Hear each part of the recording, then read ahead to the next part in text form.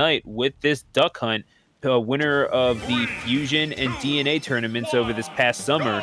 And going up against 17, another individual who we've seen in these brackets has made it to grand finals of a few tournaments themselves. So Zelda versus Duck Hunt, maybe a little bit more methodically paced, Clam Hat. But to say that there's a clear advantage, I mean, I would have to put it in the favor of the princess that can summon a giant, like 8-foot tall dude with a sword. Yeah, and I just got to take a moment to thank both of these players for making their in-game tags the same as their actual tags. I'm saying. Like, you people don't understand how much it makes our lives easier if you just do that one thing. Just put your name as your name. That's all we ask. Anyway, yeah, I'm really excited for how creative this match is going to be. Imagine having to match things up in Splatoon like that when half of the people have like Japanese names for some reason and you need to decipher like who is what. And yeah, it's fun. Either way, yeah, gloomy indeed. Zane hanging out by the ledge as they are wont to do, perhaps looking for a jump, but 17 has none of that. Instead, yeets the feet right into the face of the dog and draws first blood on Battlefield. I've actually been watching a ton of Marble 3, a ton of Marble 3 VODs lately, and this is really like scratching that itch for me because there's so much stuff on the screen right now, and it's stuff on the screen, but not for no reason. Like both players are really like, they're just, the gameplay here is not defense. Like, this is not a hold back to block situation. Like, you're just trying to get more stuff on the screen than your opponent and just put as many hitboxes out there as you can. You say for no reason, and yet MODOK exists. Oh my gosh, 17 is just cruising right now. 3 stocks to 1. Zane, this is a level of struggle that we have yet to see from them, really, in at least in most of these brackets. Be an uncharacteristically early exit for them if they were to go down. Now, I know this is game number 1, but I mean, the comeback needs to start now. Yeah. But that said, I really like the style that I'm seeing from 17 here.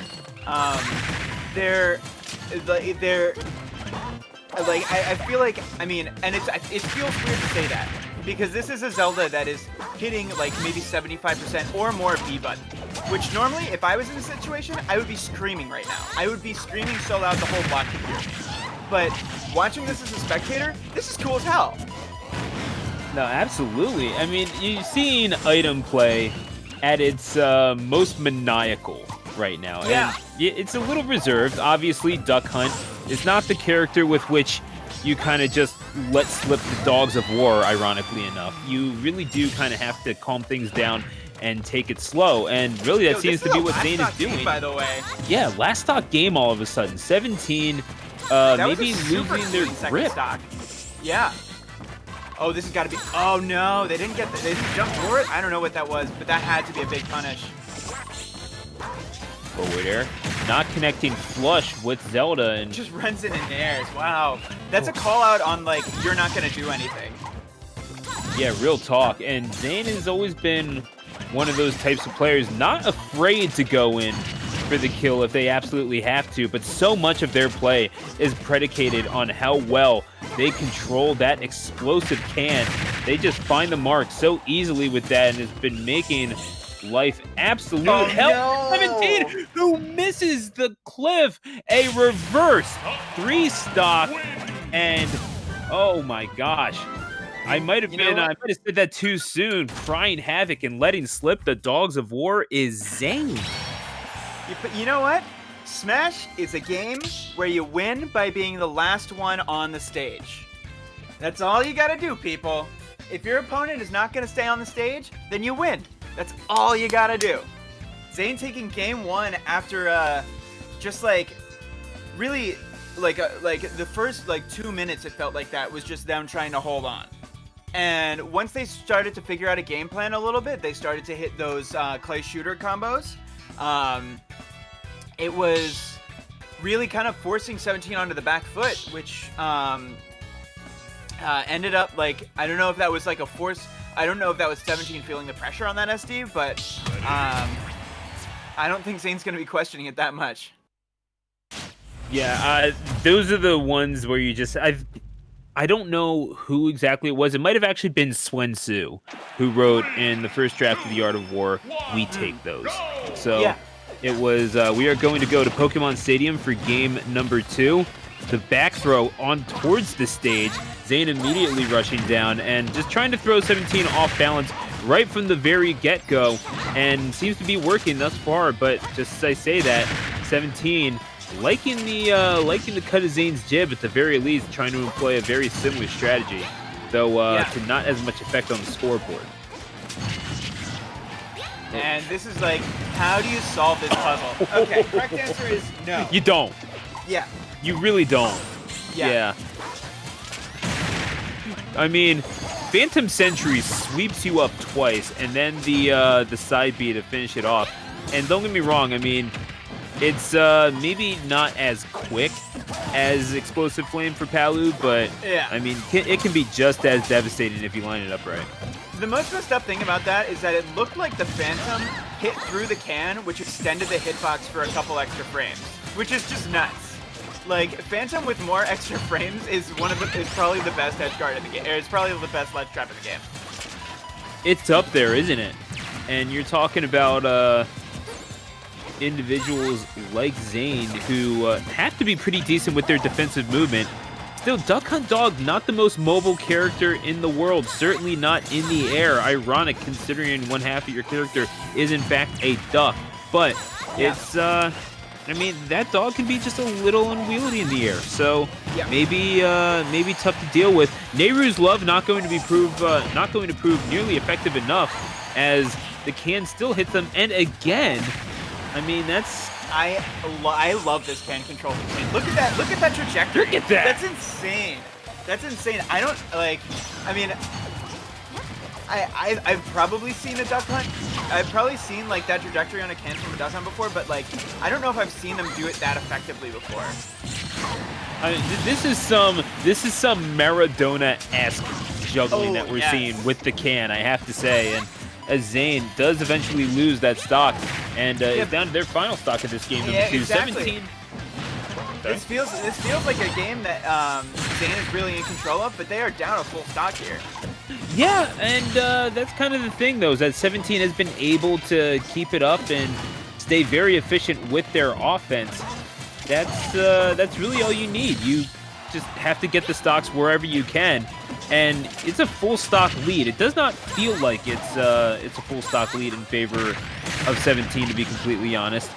Zane is trying to get back on the comeback trail, and they've been playing well enough to maybe even be winning, but 17 is proven to be just too tough a customer right now.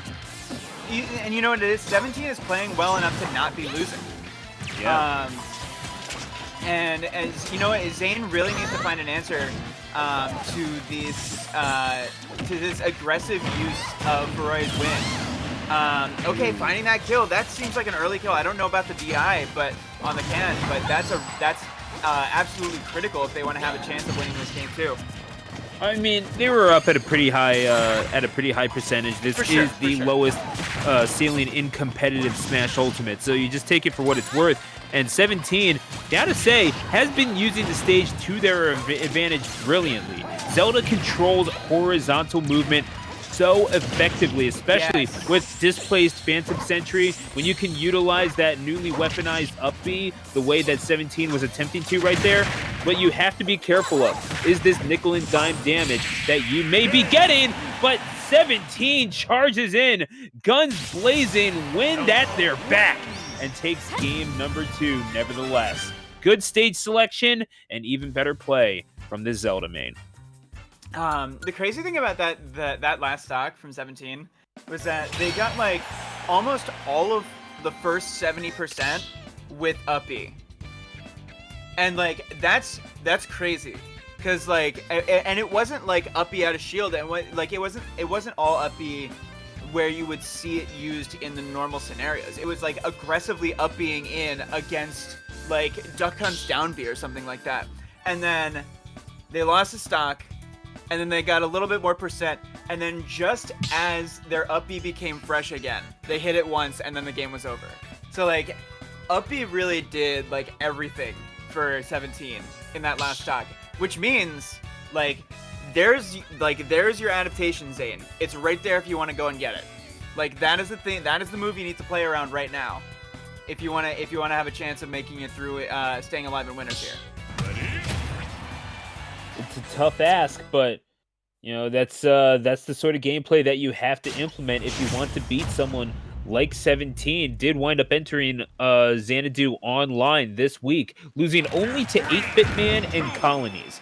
So Wow. If you want to talk about the quality of player that you're facing off against, those are the only 2 losses they faced, and they're both Wi-Fi Warrior ranks. So yeah, we're going right over to Wario, and we have seen the Zane Wario before, but maybe just wanting a little bit better of a potential boxing option coming in. Certainly that Nair is a good combo starter and follow-up options to boot. Certainly that up air among them. Stu, I'm astonished that you would talk about this run in Xanadu from 17, and you talk about the loss to 8-Bit Man but Colonies, and you leave out the 2-0 victory in Winners Round 2 over the phenom that is Falco Lover 69. That is, I mean, I do regret the. I do regret to be reckoned with in 17. I just gotta say, I just had to shout that out. No, I do regret leaving that out. So certainly something to be said about what we have something seen. To be said, and somebody's gonna say it. I am going to. You're going to make me search up Falco Lover 69 now. Unbelievable. But either way, Zane right now is going to miss on the recovery, and yeah, you don't get a duck carrying you up. Wario just a little too high on the BMI index for a duck to be able to handle, supposedly. So yeah, that's game number 3. It gets a waft. But I think they didn't get the hitbox that they wanted. They either weren't turned around. I don't know if that down B has a facing restriction, but the hitbox, the positioning of the hitboxes were not there to send Zelda to the left. And you saw those down tilts at ledge.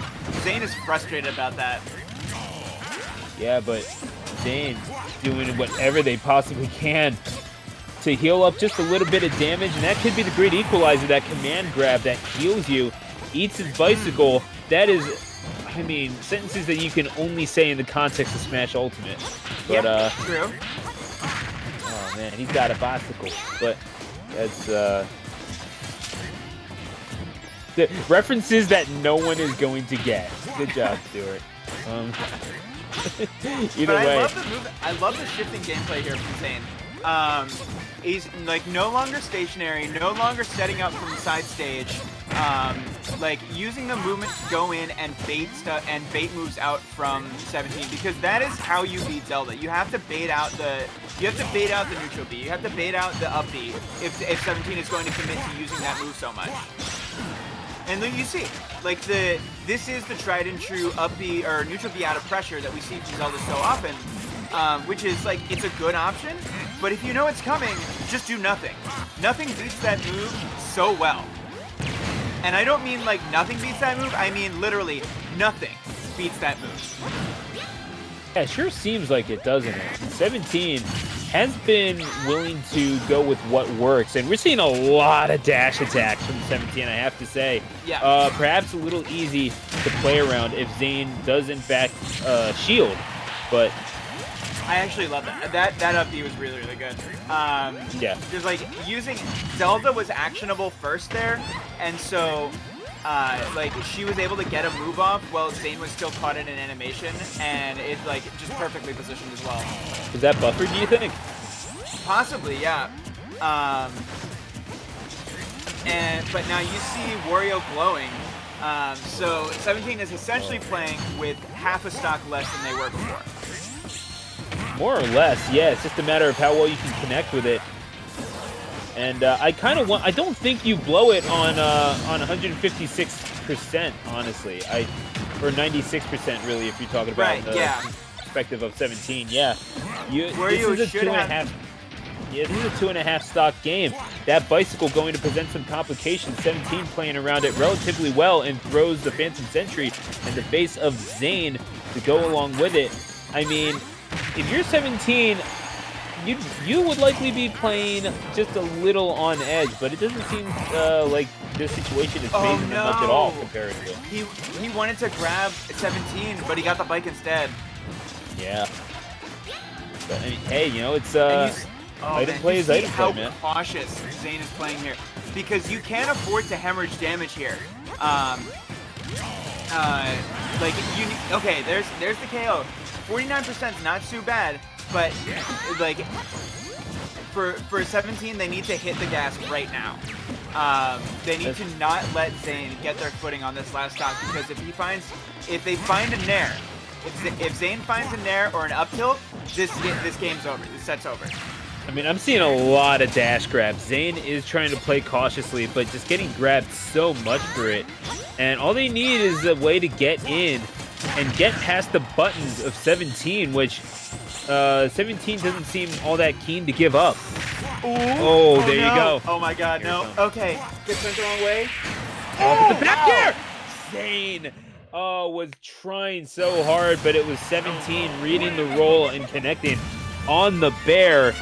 And yeah, it just takes a little bit of bracket magic, but 17 conjures it up and moves on to winners round 4.